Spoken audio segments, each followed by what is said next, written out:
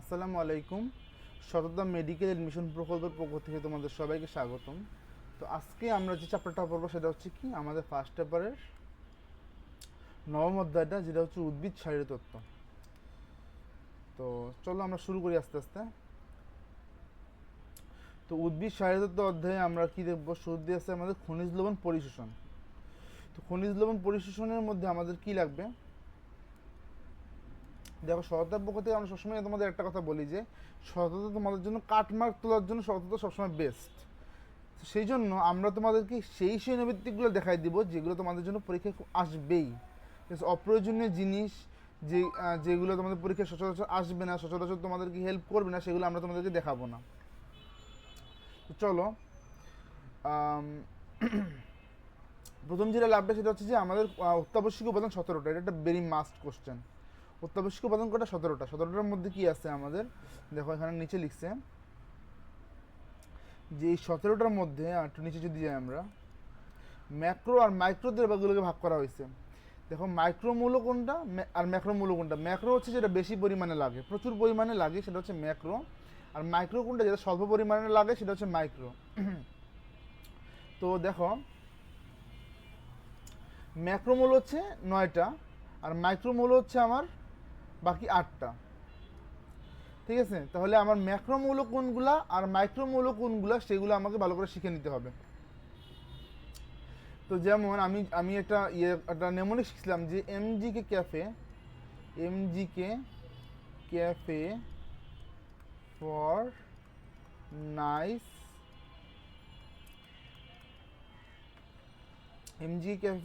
Chops. দাঁড়াও, হ্যাঁ, nice chops. MG cafe for nice chops থেকে তুমি মোটামুটিভাবে আমাদের যে ম্যাক্রোমৌলগুলো আছে সেই ম্যাক্রোমৌলগুলোকে তুমি শিখে নিতে পারবা। কীরকম, যেমন এমজি কে কে এবারে, তারপরে নাইট্রোজেন, এন থেকে নাইট্রোজেন, সি থেকে carbon, hydrogen, oxygen, phosphorus, sulphur. আরেকটা জিনিস সেটা হচ্ছে ক্যাফের অ্যাফিডটা যেটা আছে, এই অ্যাফিডটা হচ্ছে একসময় এটাকে যখন এটা তৈরি করা হয়েছিল নেমোনিকটা, তখন সেটাকে ম্যাক্রোমৌল হিসেবে বিবেচনা করা হইতো, কিন্তু পরবর্তীতে এই অ্যাফিডটা আবার মাইক্রোতে চলে গেছে। সো এই এমজি ক্যাফে ফর নাইস চপসের মধ্যে বাকি সবগুলোই আমার ম্যাক্রোমৌল, শুধুমাত্র অ্যাফিডা একটা ব্যতিক্রম। তাহলে অ্যাফিডা কি হবে, অ্যাফিডা হবে আমার একটা মাইক্রোমৌল, বাকিগুলো কি ম্যাক্রোমৌল। তাহলে ম্যাক্রোমৌল কোনগুলো হবে, magnesium, potassium, calcium, nitrogen, carbon, hydrogen, oxygen, phosphorus, sulphur, এইগুলা। তাহলে এই 9টা, তাহলে তোমরা এখান থেকে সহজে শিখে নিতে পারবা। ওকে, এরপরে দেখো আর মাইক্রোমৌলগুলোর জন্য আমার মনে হয় না কোনো নেমোনিকের দরকার আছে, কারণ কি আমি নেমোনিক সারা এগুলো মুখস্থ করছি। দেখো এগুলো আর একটা মিল আছে। দেখো তুমি যদি নেমোনিক সারাই যদি মুখস্থ করার চেষ্টা করো, খুব সহজে মুখস্থ করতে পারবে। যেমন MnZnCuCl MOB আর সাথে আছে Fe। এই এফি কথা তোমাদের মনে থাকবে, কারণ কি এমজি এফি থেকে তুমি এফিটাকে বাদ দিয়ে বাকিগুলো মুখস্থ করবা। তাহলে এফিটা কোথায় যাবে, মাইক্রোতে যাবে। দেখো MnZnCuCl একসাথে তুমি মুখস্থ করে ফেলতে পারবা। তারপরে MOB আর Fe। তাহলে এই 7টা, আর সাথে আরেকটা আছে আমাদের, কোনটা বাদ গেল, ক্লোরিন লিখছি, ম্যাগনেসিয়াম লিখছি, জিঙ্ক লিখছি, কপার লিখছি, নিকেল লিখছি, মোলিবডেনাম লিখছি, ম্যাঙ্গানিজ। কোনটা বাদ গেল, ক্লোরিন লিখছি, বোরন লিখছি, আয়রন লিখছি, ম্যাঙ্গানিজ লিখছি, জিঙ্ক লিখছি, কপার লিখছি, নিকেল লিখছি। ও না, নিকেল লিখিনি, আচ্ছা নিকেল। তাহলে এই 8টা, ঠিক আছে। এই 8টা হচ্ছে আমার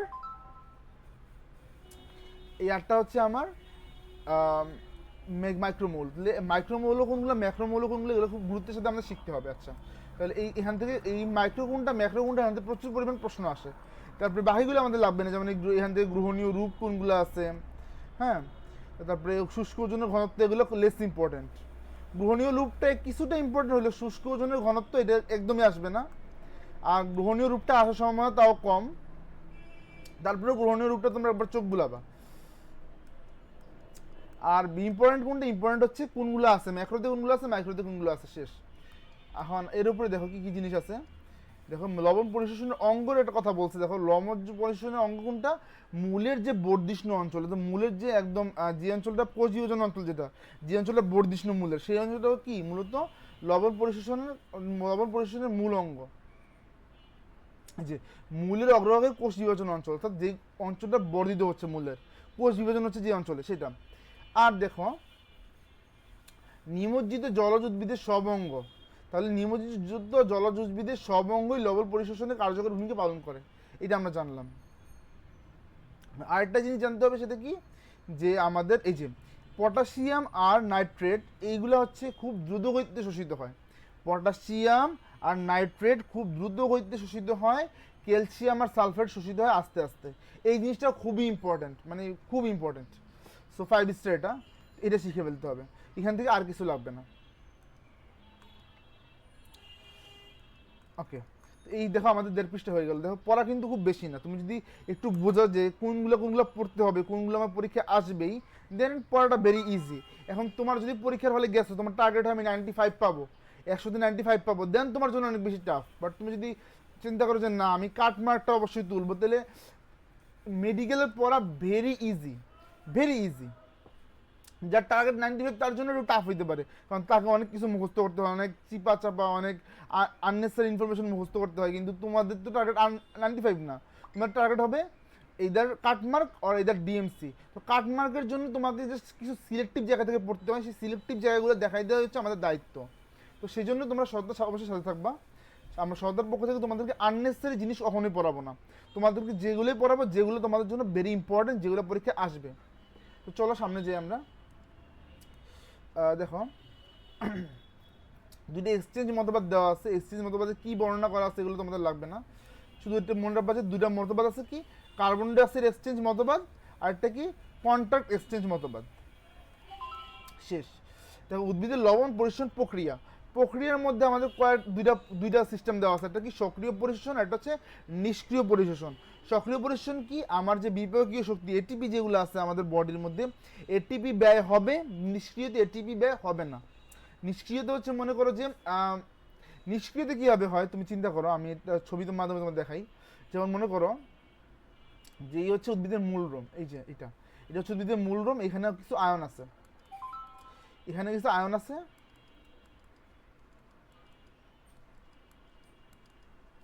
এখানে অল্প আয়ন আছে। তাহলে দেখো যে আমরা জানি কি ব্যাপন প্রক্রিয়া কি হয়, ব্যাপন প্রক্রিয়ায় কোনো একটা জিনিস বেশি ঘনত্ব থেকে কম ঘনত্বের দিকে যায়, তাইলে এই যে বাইরে প্রচুর পরিমাণ আয়ন আছে, এগুলো তো ব্যাপন প্রক্রিয়াতে অটোমেটিক মূলরোমের ভিতরে ঢুকে পড়বে, আমার কি কোনো শক্তি দিতে হবে? শক্তি দিতে কিন্তু আমার হবে না।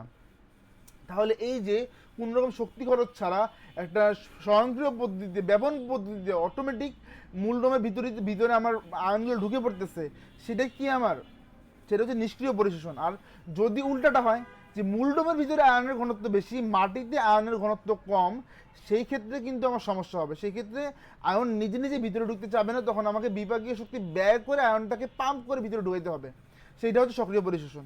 তাহলে সক্রিয় পরিশোষণে কি হবে, মূলডোমে আয়নের ঘনত্ব বেশি, বাইরে আয়নের ঘনত্ব কম। আর নিষ্ক্রিয় পরিশোষণে বাইরে আয়নের ঘনত্ব বেশি, ভিতরে আয়নের ঘনত্ব কম। এটা হলো ব্যাপারটা।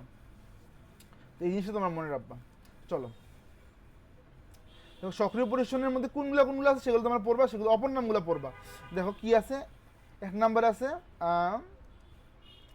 আরেকটা জিনিস অবশ্যই তোমাদের মনে রাখতে হবে, সেটা হচ্ছে সক্রিয় পরিশোষণে বিপাকীয় শক্তি লাগে, তারপরে ওই যেটা বললাম যে ঘনত্বের একটা ব্যাপার আছে সেটা লাগে। আর একটা জিনিস যেটা লাগে সেটা হচ্ছে কি, সক্রিয় পরিশোষণে অবশ্যই আমার একটা বাহক লাগে, যে বাহকটা আয়নটাকে ধরে নিয়ে আসবে, সেই বাহকটা লাগে।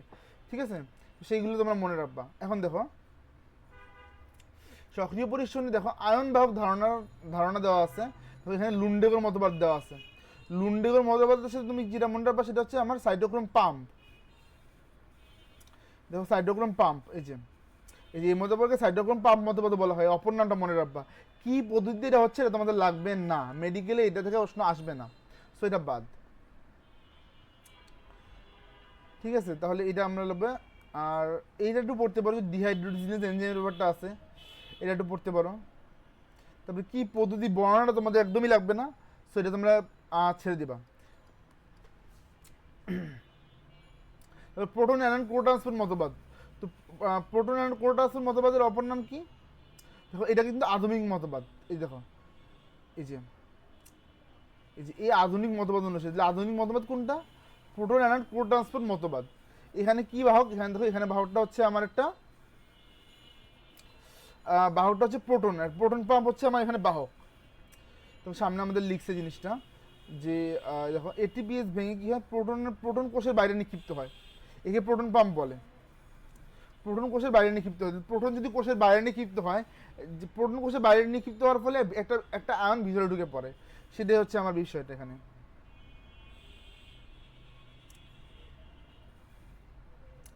তো এটা তোমরা পড়বা, ঠিক আছে। তারপরে দেখো লেসিথিন বাহক ধারণা। লেসিথিন বাহক ধারণার কে দিচ্ছেন? বেনেট ক্লার্ক দিচ্ছেন। একটু পড়তে পারো বেনেট ক্লার্ক। সব বিজ্ঞানীর নাম তোমাদের লাগে না, কিন্তু কিছু কিছু বিজ্ঞানীর নাম লাগে, যেমন বেনেট ক্লার্ক লেসিথিন বাহক ধারণা দিচ্ছেন, এটা আসার মতো একটা। তারপরে দেখো লেসিথিন কি? লেসিথিন হচ্ছে একটা ফসফোলিপিড। এই যে লেসিথিন নামে ফসফোলিপিড, এটা তোমাদের লাগবে। আর পদ্ধতি তোমাদের লাগবে না, সেটা আগেও বলছি যে এগুলোর হচ্ছে কীভাবে হচ্ছে, প্রোটন পাম্পটা কীভাবে কাজ করতেছে, সাইটোক্রোম পাম্পটা কীভাবে কাজ করতেছে, এগুলো বর্ণনামূলক প্রশ্ন। স্পেশালি বোর্ডেও এগুলো কম আসে, কিন্তু তারপরে বোর্ডের জন্য কিছুটা পড়ে রাখতে হয়, কিন্তু মেডিকেলের জন্য এই বর্ণনাগুলো তোমাদের পড়তে হবে না, কারণ আমাদেরকে কী করতে হবে, কম সময়ে অনেক পড়া পড়তে হবে। সো অপ্রয়োজনীয় জিনিস পড়ে সময় নষ্ট করা যাবে না। আচ্ছা, তারপরে দেখো নিষ্ক্রিয় লবণ পরিশোষণ। নিষ্ক্রিয় লবণ পরিশোষণের মধ্যে কী আছে? ব্যাপন মতবাদ। এটাতে তো অবশ্যই থাকবে, ব্যাপন তো অবশ্যই থাকবে। তারপরে কী আছে? আয়ন বিনিময় মতবাদ।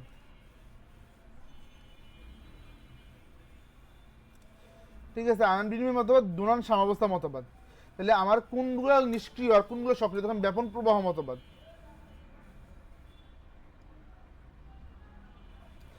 এখানে কিন্তু একটা জিনিস খেয়াল রাখতে হবে, দেখো ব্যাপন প্রবাহ কোনটা আর ব্যাপন কোনটা। দেখো ব্যাপন প্রবাহ দেখো অনেক সময় কনফিউজ করে দেয় যে ডিফিউশন থিওরি, এর ব্যাপন মতবাদ হচ্ছে ডিফিউশন থিওরি। আর ব্যাপন প্রবাহ মতবাদ কোনটা? ব্যাপন প্রবাহ মতবাদ কিন্তু ম্যাস ফ্লো থিওরি। দুটো কিন্তু এক না, অনেকে ব্যাপন প্রবাহ মতবাদ আর ব্যাপন প্রবাহ কিন্তু গুলায় ফেলে। ব্যাপন কি? ডিফিউশন থিওরি, আর ব্যাপন প্রবাহ কি? Mass flow theory. ঠিক আছে।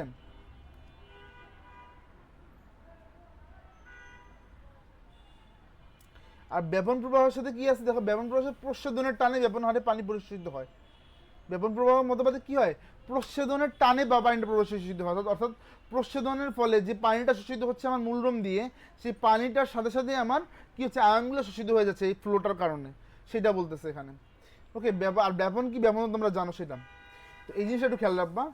আর আরেকটা জিনিস খেয়াল রাখতে হবে, সেটা হচ্ছে কোনগুলো নিষ্ক্রিয় মতবাদে আছে আর কোনগুলো সক্রিয় মতবাদে আছে। অর্থাৎ সক্রিয় পদ্ধতি কোনগুলা, নিষ্ক্রিয় পদ্ধতি কোনগুলা। সক্রিয় পদ্ধতির মধ্যে আছে আমার লুন্ডিগড় মতবাদ, ডোনান সাম্যাবস্থা মতবাদ, সরি লুন্ডিগড় প্রোটন পাম্প মতবাদ, তারপরে আছে লেথিসিন বাহক ধারণা, এগুলা। আর আর আমাদের ইয়ার মধ্যে আছে নিষ্ক্রিয় মধ্যে আছে ব্যাপন প্রবাহ, ব্যাপন, আয়ন বিনিময়, ডোনান সাম্যাবস্থা। সো কোনটা নিষ্ক্রিয় কোনটা সক্রিয়, এগুলো তোমরা গুরুত্বের সাথে মনে রাখবা। ঠিক আছে, চলো আমরা সামনে যাই। এই পার্থক্যটা খুব সুন্দর করে পড়বা। এই যে পার্থক্যের মধ্যে দেখো ক্যাটায়ন অ্যানায়ন একই সাথে শোষিত হয় কোথায়? পার্থক্যের মধ্যে কিন্তু আমরা অনেকগুলো বলে দিছি, যেমন বিভাগীয় শক্তির কথা বলে দিছি, হ্যাঁ। তারপরে আয়ন বাহকের কথা বলছি, যে সক্রিয় পরিশোষণে বাহক লাগে, নিষ্ক্রিয়তে বাহক লাগে না। তারপরে দেখো সক্রিয়তে কি আছে? এনজাইম গুরুত্বপূর্ণ ভূমিকা রাখে, কারণ কি? এটিপি ভাঙতেছে, এটিপি তৈরি হচ্ছে, এই যে এটিপির বিষয়টা সেটা কি দিয়ে নিয়ন্ত্রিত হয়? আমাদের এনজাইম দিয়ে নিয়ন্ত্রিত হয়। সো এনজাইম কিন্তু সক্রিয়তে লাগবে। আর এটিপি খরচ হচ্ছে মানে কি? শ্বসনও এটিপিতে সক্রিয়তে শ্বসন হারও বাড়বে। আর ক্যাটায়ন অ্যানায়নে একসাথে শোষিত হয়। ক্যাটায়ন আর অ্যানায়ন একসাথে শোষিত হয় কোথায়? আমার সক্রিয় পরিশোষণে। আর নিষ্ক্রিয়তে ক্যাটায়ন আর অ্যানায়ন একসাথে শোষিত হতে পারে না। শেষ। এই পার্থক্য ছোট একটা গুরুত্ব আছে, ঠিক আছে। আচ্ছা, এবার দেখো খনিজ লবণ পরিশোষণের প্রভাবক সমূহ। এখন একটা জিনিস মনে রাখবা, যে আমরা যখন বোর্ড পরীক্ষা দিতে যাব তখন আমাদের জন্য প্রবলেমটা কি, যে আমাদের এই প্রভাবকগুলো একটা করে মুখস্থ করতে হয়। এখানে তোমার প্রভাবক একটা করে মুখস্থ করতে হবে না, জাস্ট এটুকু জানতে হবে যে কোন প্রভাবকের প্রভাবে বাড়তেছে, কোন প্রভাবের প্রভাবে কমতেছে। প্রভাবকের যে সিরিয়ালগুলো বা 10টা-15টা প্রভাব মনে রাখা, এটা তোমাদের মনে রাখতে হচ্ছে না। তো তোমরা আপার হ্যান্ডে আছো, তাহলে কি মনে রাখতে হবে? যে কোন প্রভাবকটা আমার মনে করো যে খনিজ লবণ পরিশোষণ বাড়ায়, কোন প্রভাবকটা খনিজ লবণ পরিশোষণ কমায়। তো চলো আমরা দেখি প্রথমে আছে আয়নের ঘনত্ব। আয়নের ঘনত্ব বাড়লে কি হবে? শোষণ হার বেড়ে যাবে, এটা তোমরা বোঝো। তাপমাত্রা বাড়লে কি হবে? পরিশোষণ হার বৃদ্ধি পায়। কিসের জন্য? নির্দিষ্ট সীমার মধ্যে, নির্দিষ্ট সীমার মধ্যে। একটা অপটিমাম টেম্পারেচার আছে, এর মধ্যে আমার তাপমাত্রা গেলে সেখানে আমার সেই অপটিমাম টেম্পারেচারের মধ্যে তাপমাত্রা বাড়লে আমার খনিজ লবণ পরিশোষণ হার বাড়বে, কিন্তু অপটিমামের থেকে উপরে চলে গেলে বা অপটিমাম থেকে নিচে চলে গেলে আমার খনিজ লবণ পরিশোষণের হার কমে যাবে।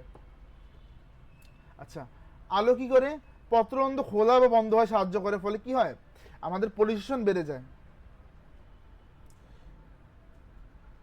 কারণ কি? পত্ররন্ধ্র খুলে গেলে প্রশোধন হবে, প্রশোধনের ফলে পানির একটা ফ্লো থাকবে। তো পানির ফ্লো থাকলে কি হবে? খনিজ লবণ ভিতরে ঢুকতে পারবে ভালোভাবে, এটা বলতেছে। আচ্ছা, প্রশোধন খনিজ লবণ পরিশোধনে প্রভাব বিস্তার করে।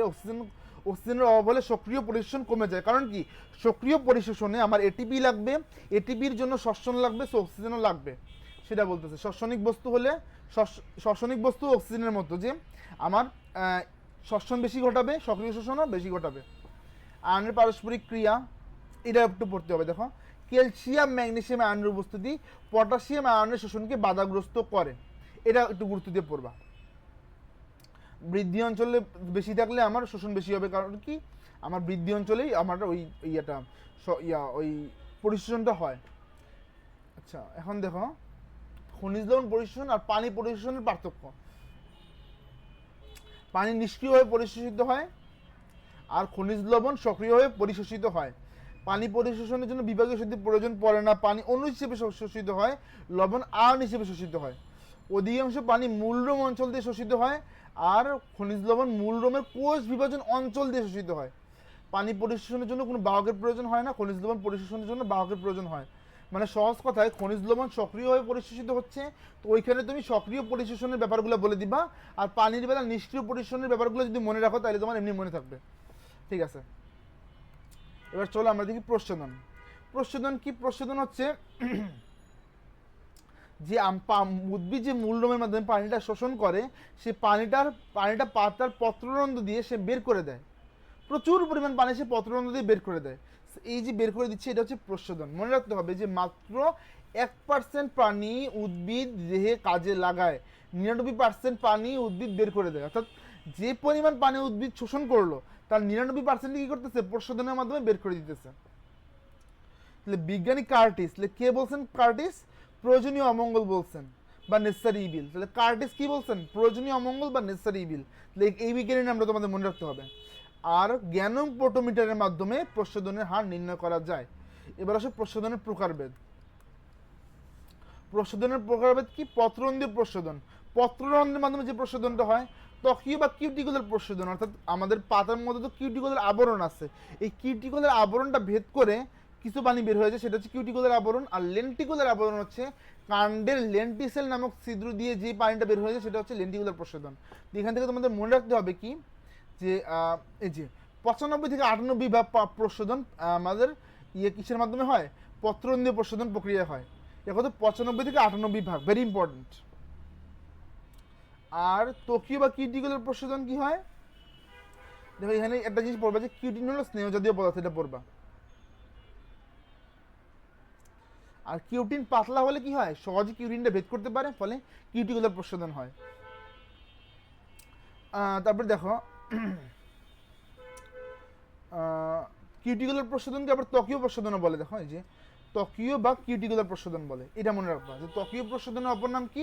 কিউটিকুলার প্রশোধন। আর এখানে আমাদের 2 থেকে 5% প্রশোধন হয়, এটা মনে রাখতে হবে। এরপরে আসলে লেন্টিকুলার প্রশোধন। লেন্টিকুলার প্রশোধনে কি আছে?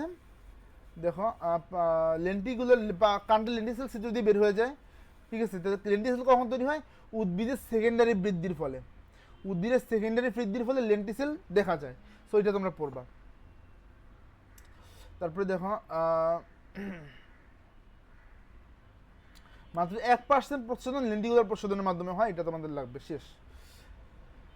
আর পার্থক্যগুলো তো তোমরা এমনি বলতে পারবা, কারণ পার্থক্যগুলো এখন যেগুলো আছে সেগুলোই। পার্থক্যগুলো এর মধ্যে পত্ররন্ধ্র বন্ধ থাকলে প্রশোধন বন্ধ থাকে, আর কিউটিকুলার প্রক্রিয়া বা কিছু কিউটিকুলার প্রশোধনে পত্ররন্ধ্র বন্ধ থাকলে সেটা চলে। ঠিক আছে, রশ্মি কোষের ভূমিকা আছে, রশ্মি কোষের ভূমিকা নাই, সো এগুলো ইজি আছে। এখন আসলে পত্ররন্ধ্র স্টোমাটা। স্টোমাটা তুমি দেখো, এখানে সুন্দর একটা ছবি দিছে, এই ছবিটা দিয়ে দেখো, এই ছবিটা আমরা দেখি, ঠিক আছে, এই যে এই ছবিটা দিয়ে দেখো। তো এই ছবিটার মধ্যে তুমি একটু লক্ষ্য করো, এই দেখো, এই যে এই ছবিটার মধ্যে এই যে দুইটা কোষ দেখতেছো, এটা কি বলে, সিমদানার মতো একটু বাঁকা হয়ে আছে। হ্যাঁ, সিমের দানার মতো বা বরবটির দানার মতো যেগুলো আছে একটু বাঁকা হয়ে, এগুলো হচ্ছে আমার রক্ষী কোষ, এগুলোকে কি বলে, রক্ষী কোষ বলে। তো এই রক্ষী কোষ দিয়ে কি হচ্ছে, আমার পত্ররন্ধ্র মূলত গঠিত হচ্ছে। এই যে এই ছিদ্রটা আছে না, এই ছিদ্রটা হচ্ছে পত্ররন্ধ্র। রক্ষী কোষ চিনলাম, পত্ররন্ধ্র চিনলাম, আর রক্ষী কোষের সাথে যে কোষগুলো, যে এইটা এইটা এইটা এইটা, এগুলো কিন্তু পাতার ত্বকীয় কোষ, কিন্তু ত্বকীয় কোষ থেকে একটু আলাদা, যার কারণে এগুলোকে বলা হয় সহকারী কোষ। ঠিক আছে, দেখো, এটা আমাদের লাগবে যে পত্ররন্ধ্র কখন খোলা থাকে, পত্ররন্ধ্র কখন খোলা থাকে। দেখো, পত্ররন্ধ্র কখন খোলা থাকে, দেখো সকাল 10টা থেকে 11টা, বিকাল 2টা থেকে 3টার মধ্যে পত্ররন্ধ্রটা পূর্ণ খোলা থাকে। আর রক্ষী কোষে কি থাকে, ক্লোরোপ্লাস্ট থাকে, সেই জন্য রক্ষী কোষ খাবার তৈরি করে। অর্থাৎ আমরা যে পাতার, তোমরা যদি টিস্যুতন্ত্র পড়ে থাকো তাহলে তোমরা জানবা যে পাতার যে ত্বকীয় কোষগুলো আছে, অর্থাৎ একদম এপিডার্মাল কোষ যেগুলো আছে, সেগুলোর মধ্যে কিন্তু কোনো ক্লোরোফিল থাকে না, সেগুলো খাদ্য প্রস্তুত করতে পারে না, খাদ্য প্রস্তুত করে মেসোফিল টিস্যুটা। কিন্তু এই ব্রোকি কোষটা একটু ব্যতিক্রম, এগুলো ত্বকের কোষের মধ্যে থাকলেও এগুলো কিন্তু আমাদের খাদ্য তৈরি করে, কারণ ক্লোরোপ্লাস্ট থাকে। আচ্ছা, আরও কি বৈশিষ্ট্য আছে রক্ষী কোষে, সুস্পষ্ট নিউক্লিয়াস, বহু ক্লোরোপ্লাস্ট, ঘন সাইটোপ্লাজম, এইগুলা। আর দেখো, কিছু উদ্ভিদের কোন উদ্ভিদের পতন্দ রাতে খোলা থাকে, সেটা হচ্ছে পাথরকুচি। ভেরি ভেরি ইম্পর্টেন্ট, যে পাথরকুচির পত্ররন্ধ্র রাতে খোলা থাকে, ভেরি ইম্পর্টেন্ট। এখন দেখো, পত্ররন্ধ্রের কাজ, পত্ররন্ধ্র 3টা শারীরবৃত্তীয় কাজে অংশ নেয়। কি? প্রচ্ছেদন, সালোক সংশ্লেষণ ও শ্বসন। কি হবে? কারণ কি, পত্ররন্ধ্র তো প্রচ্ছেদন করে, সেটা তোমরা বুঝতেই পারতেছো। সালোক সংশ্লেষণ আর শ্বসনে কীভাবে অংশ নেয়? কারণ কি, সালোক সংশ্লেষণ আর শ্বসনে অংশ নেয় কারণ প্রচ্ছেদনের মাধ্যমে কিন্তু গ্যাসীয় আদান প্রদানটা হয়, কার্বন ডাইঅক্সাইড প্রবেশ করে, অক্সিজেন বের হয়ে যায়। সো এটার মাধ্যমে কিন্তু সে আমাদের গ্যাসীয় আদান প্রদানের মাধ্যমে আমাদের কি করে, সালোক সংশ্লেষণ আর শ্বসনে অংশগ্রহণ করে। আরেকটা জিনিস, সেটা কি, লুক্কায়িত পত্ররন্ধ্র প্রচ্ছেদনের হার হ্রাস করে। কোন ধরনের পত্ররন্ধ্র? লুক্কায়িত পত্ররন্ধ্র প্রচ্ছেদনের হার হ্রাস করে, এটা তোমাদের লাগবে। আচ্ছা, স্ট্রোমা আর স্ট্রোমাটা, এর মধ্যে পার্থক্য বলছে। স্ট্রোমা কি? স্ট্রোমা হচ্ছে আমার ক্লোরোপ্লাস্টের যে কি বলে, যে রস, ক্লোরোপ্লাস্টের ভিতরে যে রস থাকে, সেটা হচ্ছে আমাদের স্ট্রোমা। আর স্ট্রোমাটা হচ্ছে পত্ররন্ধ্র। ঠিক আছে, এটা কনফিউজ হয়ে যাবে না। পত্ররন্ধ্রের ইংরেজি কি? স্ট্রোমাটা। সেটা তোমরা মনে রাখবা। ওকে, এবার হচ্ছে পত্ররন্ধ্র খোলা ও বন্ধ হওয়ার কৌশল। তো পত্ররন্ধ্র খোলা ও বন্ধ হওয়ার কৌশল তোমরা খুব সহজে পড়ে ফেলতে পারবা। প্রথমে হচ্ছে যে বিজ্ঞানী, 4জন বিজ্ঞানী আছেন। এখানে বিজ্ঞানীগুলোর নাম তোমাদের একটু পড়তে হবে। দেখো, 1 নম্বরে বিজ্ঞানী আছে, দেখো এই কথাগুলো আমরা না পড়াইলাম, কারণ এই কথাগুলো সামনে আসবে। এই যে এখানে যে কথাগুলো আছে না, এই কথাগুলো সামনে আসবে, সো এগুলো আমরা সামনে পড়ি। দেখো,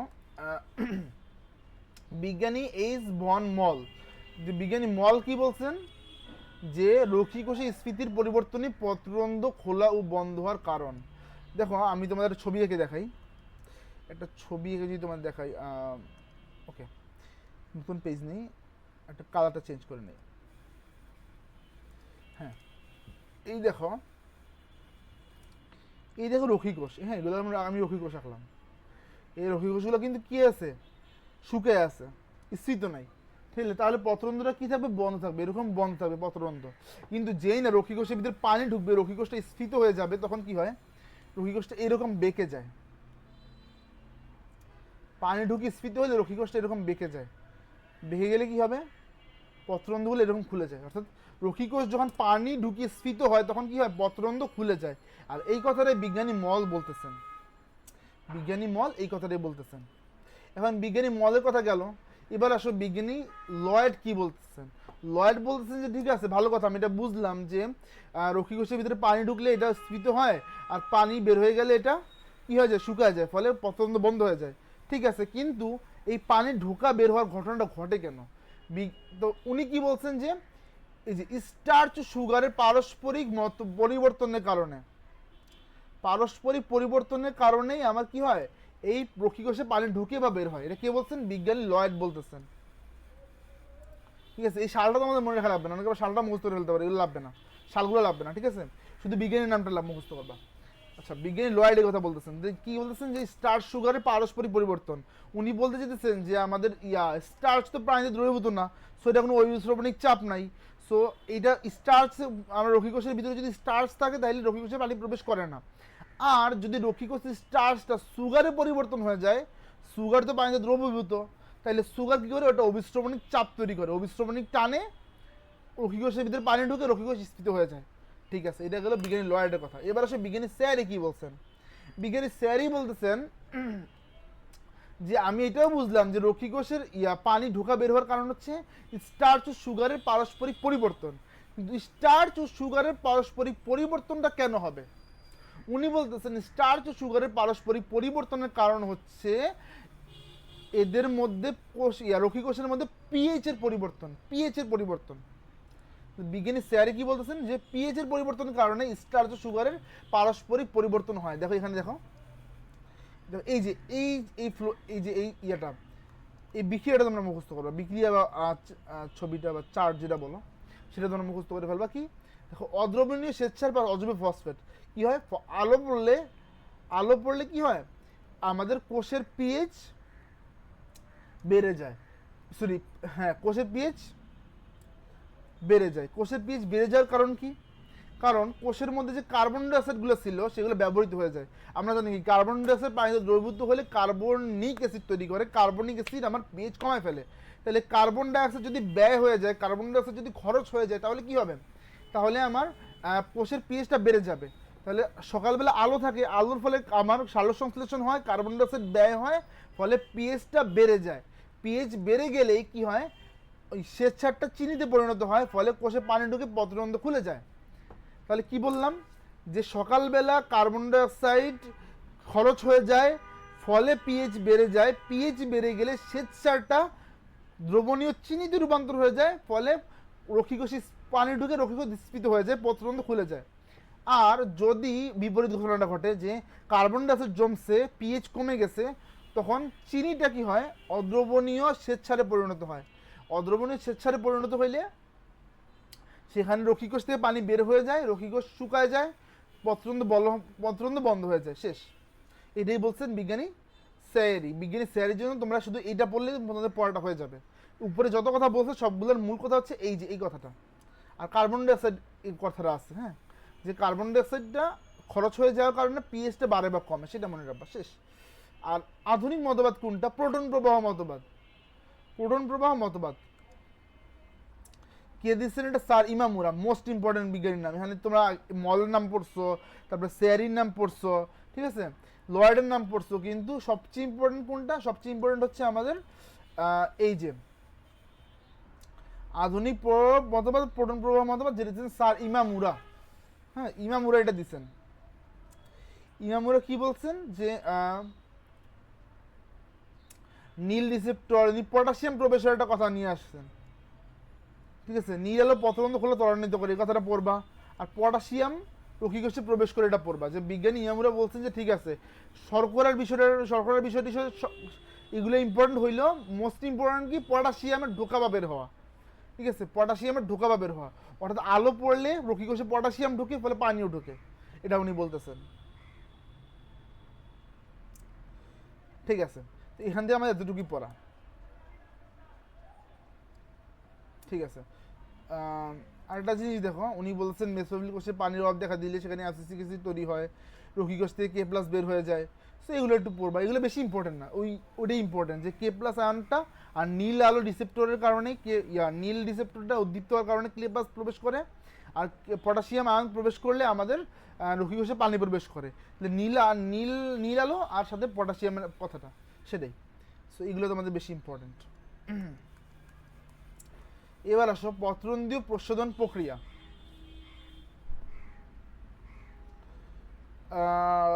পত্ররন্ধ্রীয় প্রশোধন প্রক্রিয়া থেকে তোমাদের তেমন পুনরাবৃত্তি আসে না সাধারণত।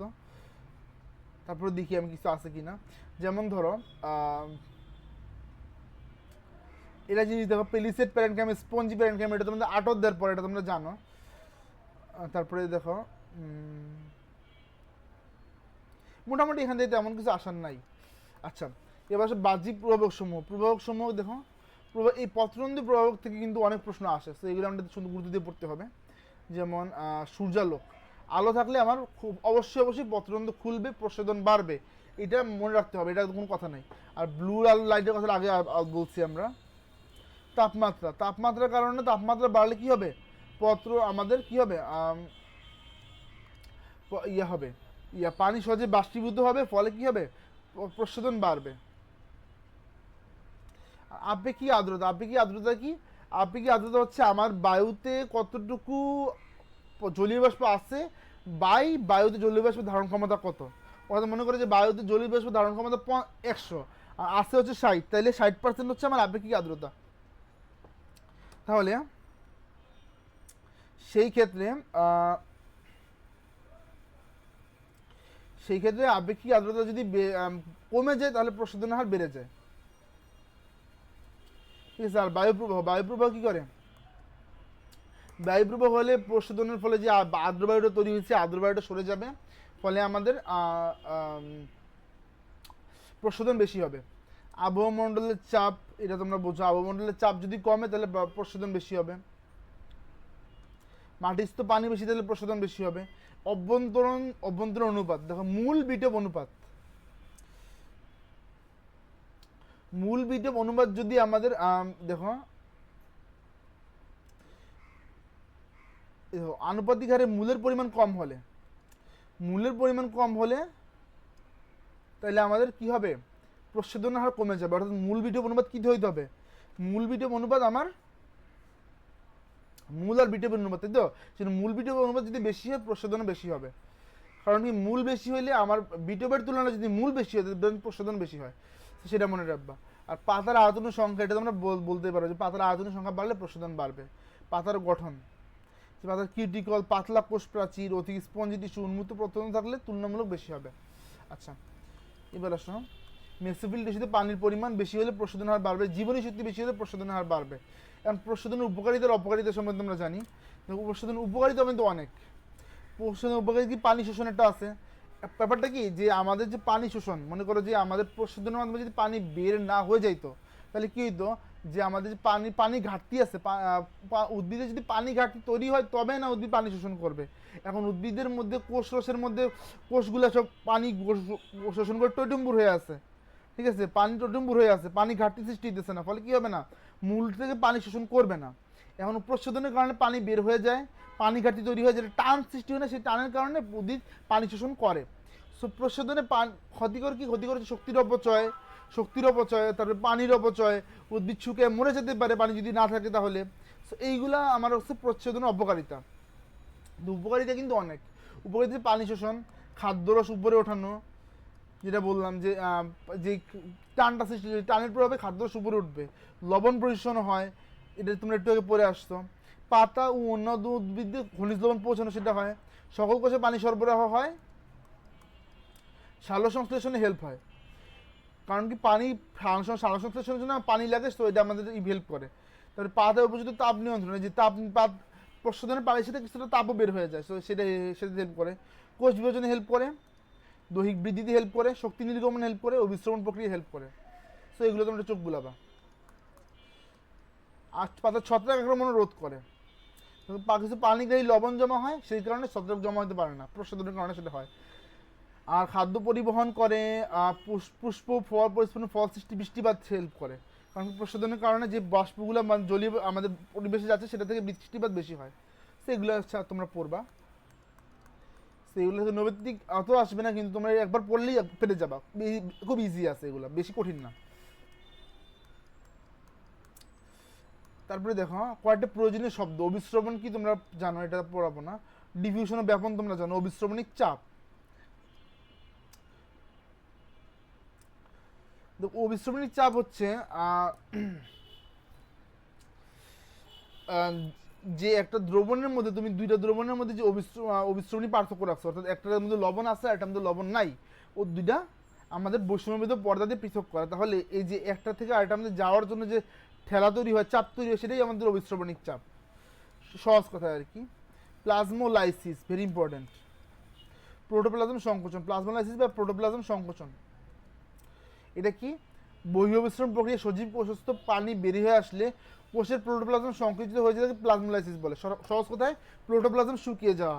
আমাদের কোষ থেকে পানি বের হয়ে গেছে, প্রোটোপ্লাজম শুকিয়ে গেছে, এটা হচ্ছে আমাদের প্লাজমোলাইসিস।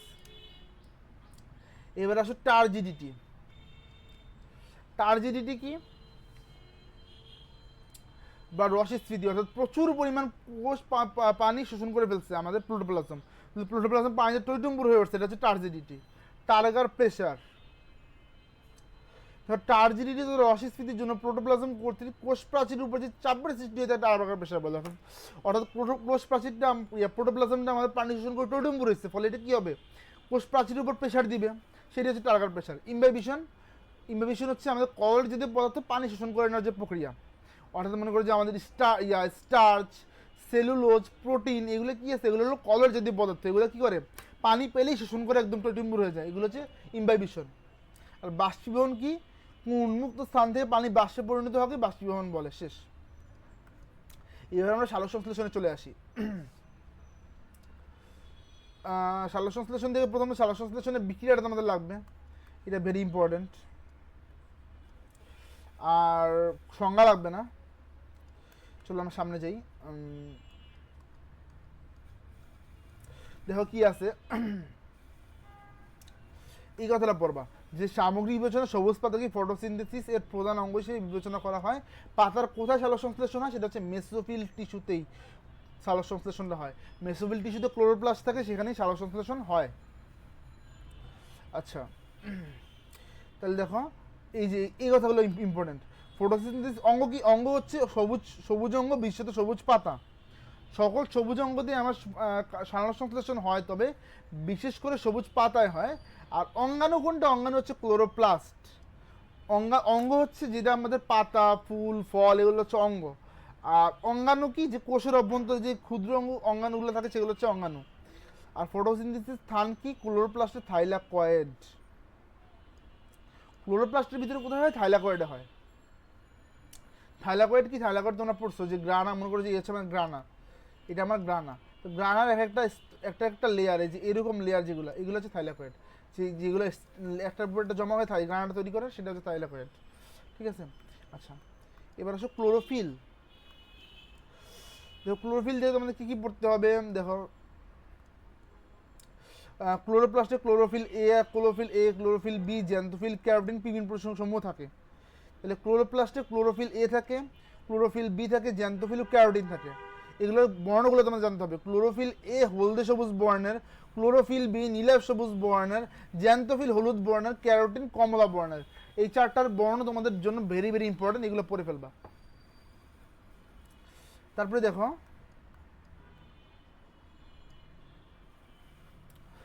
ক্লোরোফিল বি বা ক্যারোটিনের সহযোগী পিগমেন্ট বা অ্যান্টেনা কমপ্লেক্স বলে এদেরকে শোষিত আলো। তো ক্লোরোফিল এ হলো সক্রিয় অণু। ক্লোরোফিলের সংকেত লাগবে না, শুধু এটা মনে রাখবে যে ক্লোরোফিল এ হচ্ছে সক্রিয় অণু। আর কি আছে? এগুলো সংকেত তোমাদের লাগবে না। ওকে, সামনে যাই। ফাইকোবিলিন। দেখো নীল রঙের রঞ্জক পদার্থের নাম কি? ফাইকোসায়ানিন। লাল রঙের রঞ্জক পদার্থের নাম হচ্ছে ফাইকোএরিথ্রিন। এই দুটি পদার্থে একত্রে ফাইকোবিলিন বলে। ঠিক আছে। ওকে, সায়ানোব্যাকটেরিয়া লোহিত শৈবালে এদেরকে পাওয়া যায়।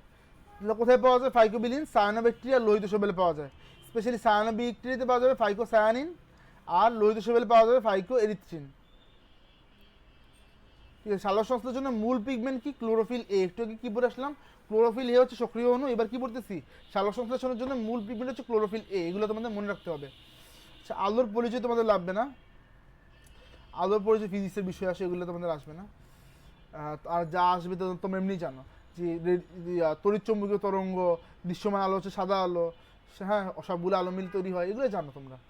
আলোর বর্ণালী টর্ণালী লাগবে না। যেটা লাগবে সেটা হচ্ছে যে কোথায় আমার সালোক সংশ্লেষণ বেশি হয়। আলোর যে রেঞ্জ তো তোমাদের ফিজিক্সের পড়া, এগুলো আমি এখানে কি পড়াবো? হ্যাঁ দেখো, রেঞ্জ তোমাদের লাগে, কিন্তু সেটা ফিজিক্সের জন্য লাগে। এখান থেকে তোমাদের আলোর রেঞ্জ দিবে না। আচ্ছা, দেখো আবদ্ধ আলো 83% ক্লোরোপ্লাস্টে শোষিত হয়, 12% বায়ুমণ্ডলে প্রতিফলিত হয় এবং 5% ভ্রূগন্ধে প্রতিসরিত হয়। ওকে, আর পাতায় প্রযোজিত সূর্যরশ্মির মাত্র 5.5 থেকে 3.5% ক্লোরোফিল ও অন্যান্য রঞ্জক পদার্থ কর্তৃক শোষিত হয়। ওকে, দেখো আলোর কার্যকর বর্ণালী। কার্যকর বর্ণালী কি, দেখো কোথায় আমার সালোক সংশ্লেষণ বেশি হচ্ছে। তো এখানে কি আছে, আমার বেগুনি নীল ও কমলা আলোতে সালোক সংশ্লেষণটা বেশি হয়। বেগুনি নীল ও কমলা আলো, একক আলো হিসেবে লাল আলোতে সালোক সংশ্লেষণ বেশি হয়। তাহলে এটা অনেক ইম্পর্টেন্ট। তাহলে কোনখানে আমার সালোক সংশ্লেষণ বেশি হচ্ছে, বেগুনি নীল ও কমলা লালে। আর একক আলো হিসেবে আমার লাল আলোতে সালোক সংশ্লেষণ বেশি হচ্ছে। এবার আসো ফটো সিস্টেম। ফটো সিস্টেম কি, দেখো ফটো সিস্টেমে কী কী থাকে, ক্লোরোফিল অণুসমূহ, সাথে অ্যান্টেনা পিগমেন্ট, এর সাথে ইলেকট্রন গ্রহীত সমূহ একসাথে যে একটি ইউনিট হিসেবে কাজ করে, এটাকে কী বলে, ফটো সিস্টেম বলে। ফটো সিস্টেম তোমরা সামনে আরও আমরা যখন দেখাবো, ইলেকট্রন ট্রান্সপোর্ট চেইন দেখাবো, দেন আমাদের ক্লোরোফিল দেখাবো, অ্যান্টেনা দেখাবো, সেটা কীভাবে কাজ করে সেটা দেখাবো, তোমরা ভালো করে বুঝতে পারবা। এখন শুধু এতটুকু মনে রাখো যে ক্লোরোফিল অণু, অ্যান্টেনা পিগমেন্ট, ইলেকট্রন গ্রহীতা, এই সব নিয়ে কী হচ্ছে, আমার ফটো সিস্টেম হচ্ছে। প্রতি ফটো সিস্টেমে একটি বিক্রিয়া কেন্দ্র থাকে, কয়েক শুধু অ্যান্টেনা পিগমেন্ট থাকে, আর একটি প্রাথমিক ইলেকট্রন গ্রহীতা থাকে। তো এইগুলো কি সামনে যখন আমরা ডিটেলে পড়বো তখন তোমরা বুঝবা। তো এখানে আপাতত একটু চোখ বুঝে রাখো, সামনে আমরা এটা ডিটেলে পড়াবো। কারণ কি সামনে যখন আমাদের ছবি আসবে, ফটো সিস্টেমের ছবি আসবে সামনে, যেমন ধরো এই যে এইখানে যে এই যে সবার এখানে ফটো সিস্টেমের ছবি আছে, এখানে ফটো সিস্টেমের ছবি আছে। তো এইগুলো তোমরা যখন দেখবে তখন তোমরা ভালো করে পারবা।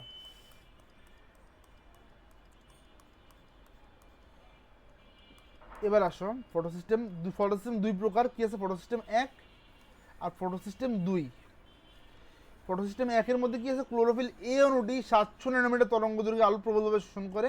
ফটো সিস্টেম 2-তে ক্লোরোফিল এ অণুটি 680 ন্যানোমিটার তরঙ্গ দৈর্ঘ্যে আলো অত্যন্ত প্রবলভাবে শোষণ করে। তাহলে এইটা আমাদের ভেরি ইম্পর্ট্যান্ট, খুব ইম্পর্ট্যান্ট, যে ফটো সিস্টেম 1-এ কোন ক্লোরোফিল 1 অণুটার শোষণ কত, আর ফটো সিস্টেম 2-তে ক্লোরোফিল এ অণুটার শোষণ কত। এটা 700 ন্যানোমিটার, এটা কত 680 ন্যানোমিটার। সেটা গুরুত্ব দিয়ে পড়বা। এবার আসো ফটো সিস্টেমের 3টি অংশ। এই যে ফটো সিস্টেমের ভিতরে আমরা ঢুকতেছি আস্তে আস্তে। এটা হচ্ছে আলোক শোষণ অংশ, বিক্রিয়া কেন্দ্র এবং ইলেকট্রন ট্রান্সপোর্ট চেইন। আলোক শোষণ অংশ, বিক্রিয়া কেন্দ্র এবং ইলেকট্রন ট্রান্সপোর্ট চেইন। তোমার একটা ছবি এঁকে আমি সেটা জিনিসটা সহজভাবে বোঝানোর চেষ্টা করি, একদম ইজি, সিম্পল ছবি আঁকবো যাতে তোমরা সহজে বুঝো। একদম জটিল ছবি মোটেও আঁকবো না। মনে করো এটা হচ্ছে আমাদের অ্যান্টেনা, মনে করছি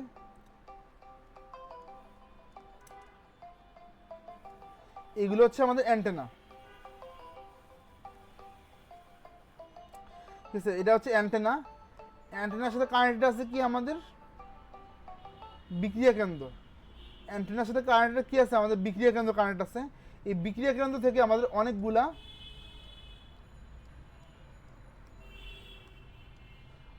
ইলেকট্রন ট্রান্সপোর্ট চেইন আছে। মানে কি, মনে করো যে এইখানে যখন এই অ্যান্টেনা যখন আলোক শক্তি পড়ে, এই অ্যান্টেনাটা কি করে আলোক শক্তিটাকে আমার শোষণ করে। একদম সিম্পলি বুঝাচ্ছি, কিন্তু এর থেকে সিম্পলভাবে আর বোঝানো যায় না এই ফটো সিস্টেম।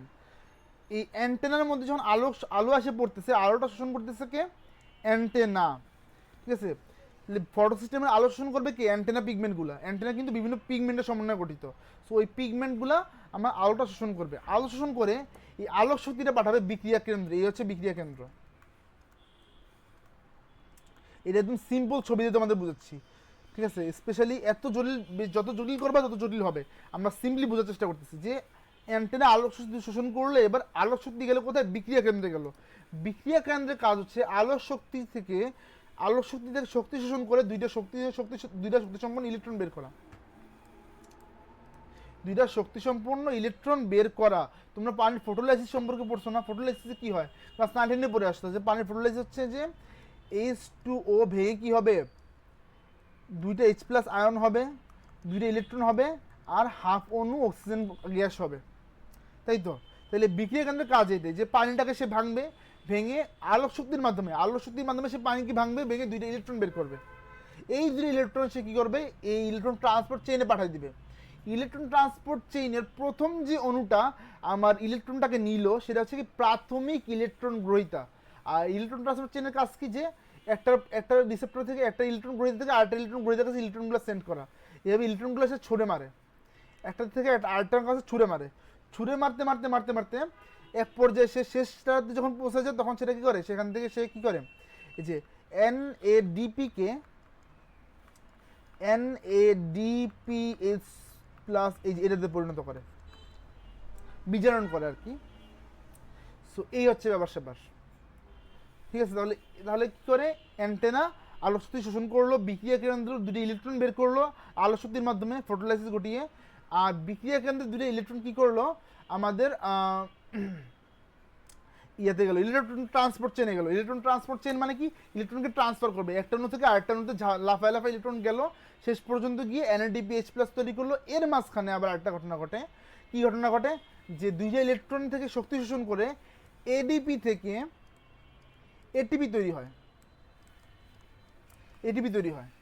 তাহলে এই ঘটনাটা ঘটে, যে ঘটনা কি, আলোক শক্তি শোষণ, ইলেকট্রন বের করা, ইলেকট্রনের ট্রান্সফার, অর্থাৎ ইলেকট্রন ট্রান্সফার চেইনের বিভিন্ন অণুর মধ্যে দিয়ে একটা থেকে একটার মধ্যে ইলেকট্রন ট্রান্সফার, শেষ পর্যন্ত ATP তৈরি হয় এবং NADPH plus plus S plus তৈরি হওয়া, ঠিক আছে। তাহলে এই হলো আমার মূল কথা, হচ্ছে ফটো সিস্টেমের কথাবার্তা, ঠিক আছে। তাহলে তোমার ফটো সিস্টেম বুঝে গেলাম।